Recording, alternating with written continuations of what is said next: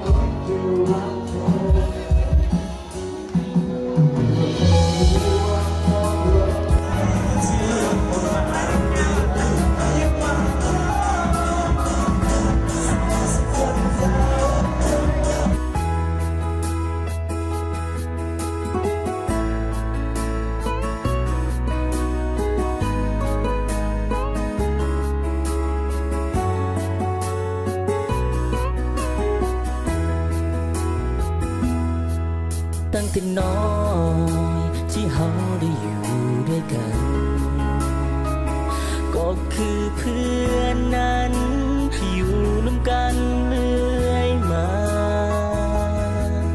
ตั้งแต่ตอนได้เข้าห้องเรียนอยู่ประถมมัธยมศึกษาช่วงวันเวลามันมีค่าเหนือคำบรรยายพอถึงวันที่เฮาต้องห่างกันไปสู่มหาลัยเพื่อไปตามหาความฝันไปหำเฮียนเอาวิชาความรู้นำสู่ชีวิตดังหวังต้องมาแยกทางเพื่อไปสร้างความฝันให้เป็นจริงคำว่าเพื่อนคำนี้บ่เคยจืดจา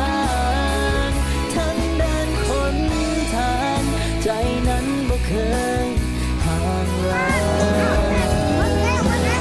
ต่อ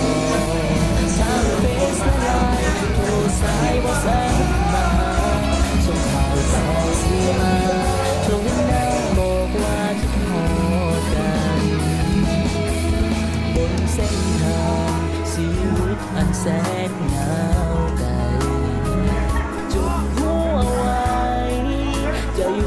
ก็คือเพื่อนกันคำสั้นๆคำนี้คำเดียวหมูหรือเสียวความหมายสำคัญตั้งแต่วันนั้น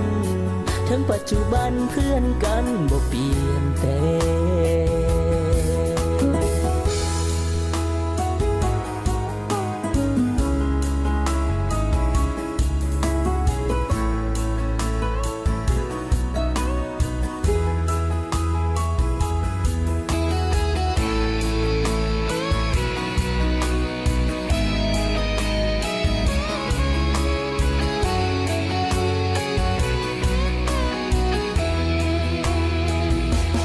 คำว่าเพื่อน